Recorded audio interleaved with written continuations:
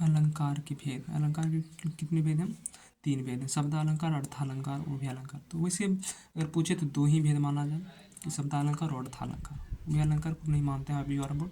तो अलंकार के कितने भेद हैं? 2 भेद हैं, शब्दालंकार, अर्थालंकार। शब्द के आधार पर जो सुंदर हो शब्दालंकार, और अर्थ के आधार पर जो सुंदर हो अर्थालंकार। उभयालंकार शब्द और अर्थ के दोनों पर होता है।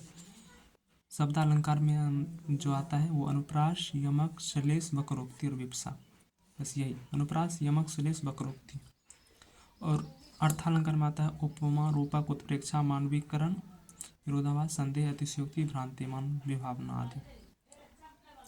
अनुप्रास, यमक, श्लेष, वक्रोक्ति, विवक्षा ये आता है शब्दालंकार में। बस इतना याद रख लो। शब्दालंकार स्टार्ट करते हैं। शब्दालंकार में कौन आता है? अनुप्रास शब्दालंकार। अनुप्रास जहाँ एक ही वर्ण या अक्षर की आवृत्ति एक से अधिक बार हो, एक ही वर्ण या अक्षर की आवृत्ति बार बार हो तो वो अनुप्रास अलंकार होता है। जैसे चारु चंद्र की चंचल किरण, च की हो रही आवृत्ति, एक हो क्या?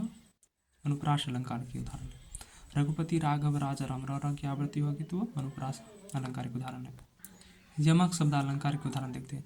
जब एक ही शब्द 2 या 2 से अधिक बार आए किंतु हर बार उनका अर्थ अलग हो। जैसे 3 बेर खाती थी वो 3 बेर खाती है। 3 बेर यानी 3 टाइम खाती थी, वो 3 बेर अब खाती है, मानी 3 को बेर खाता है, बेर फल जो है।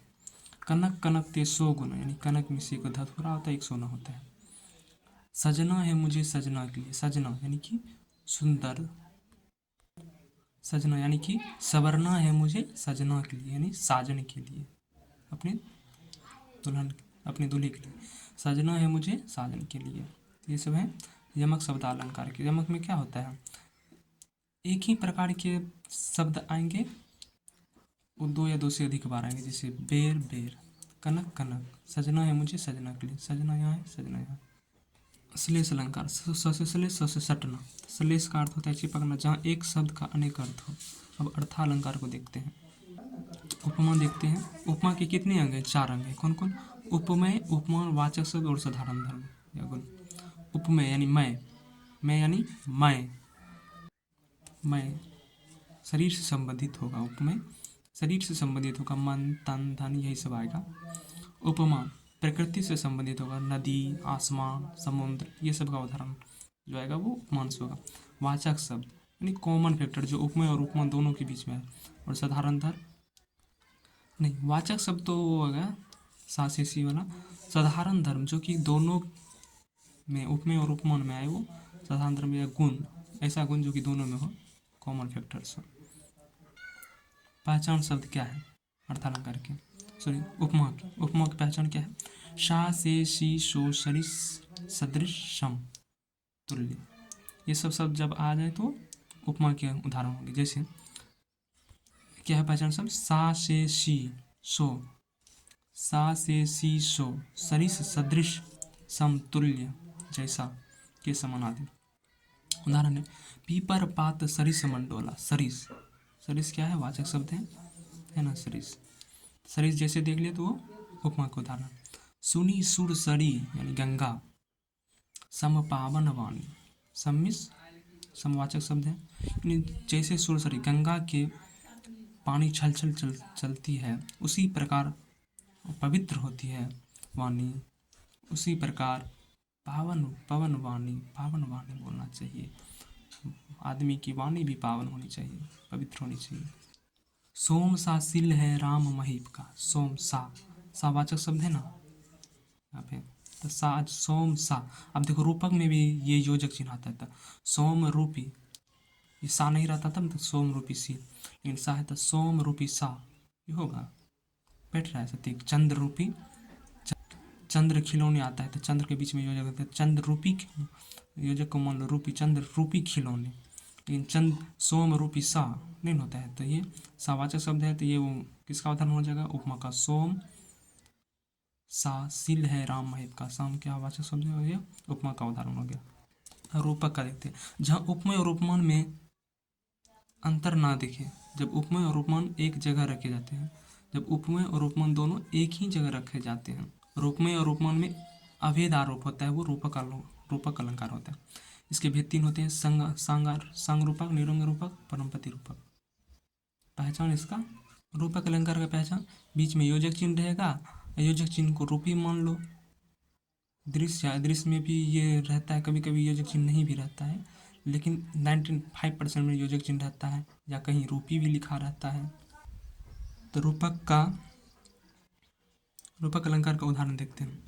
मैया मैं तो चंद्र खिलौने ले हूँ, यानी चंद्र ये उपमान है, खिलौना उपमेय है। चंद्र खिलौने, चंद्र रूपी खिलौना ले हो, चंद्रमा रूपी खिलौना। मन मयूर नाच उठा, मन रूपी मयूर नाच उठा, मन मयूर नाच उठा, मन रूपी मयूर नाच उठा। उत्प्रेक्षा को देख लो। उत्प्रेक्षा, जहाँ उपमेय में उपमान की संभावना प्रकट हो, जहाँ उपमेय में उपमान की संभावना, नहीं देख रहे हो, मानो जानो ये सब जो आता है तो संभावना रहता है। उत्प्रेक्षा, जहाँ उपमेय में उपमान की संभावना प्रकट हो वो उत्प्रेक्षा होता है। वाचक शब्द क्या है? मनु मानो मनहु, जनु जानो जनहु। तो मनु जनु मनु से मानो, मनु मानो मनहु, जनु जानो जनहु। उदाहरण, आकाश मानो अंजन बरसा रहा, आकाश मानो आ गया तो क्या है? उत्प्रेक्षा अलंकार। मानो अरुण रंग का घरा हो, तो मानो आ गया, ये उत्प्रेक्षा हो गया। अतिशयोक्ति अलंकार, किसी व्यक्ति या वस्तु का वर्णन जब बढ़ा चढ़ा कर दिया जाता है, जैसे आगे नदियां पड़ी अपार, घोड़ा कैसे उतरे पार, राणा ने सोचा इस पार तब तक चेतक था उस पार। ये क्या हो गया? नदी कभी पार कर सकता है जी घोड़ा पानी के? ये अतिशयोक्ति अलंकार हो गया। एक और है, पानी परात के हाथ छुयत नहीं, नैना न के जल से पग धोयो। तो नैना के जल से कहीं पग धोया जा सकता है जी, पैर। विभावना अलंकार, जहाँ बिना कारण के ही कार्य हो जाए, इसके वो से विभावना, वो से बिनु, बिनु शब्द जहाँ पर आ जाए वो विभावना अलंकार का हो जाएगा। जहाँ बिना कारण के ही कार्य हो जाए। बिना पायल के ही बजे घुंघरू, यानी बिनु पायल के ही बजे घुंघरू। बिनु बानी वक्ता बढ़ जोगी, बिनु आ गया विभावना अलंकार।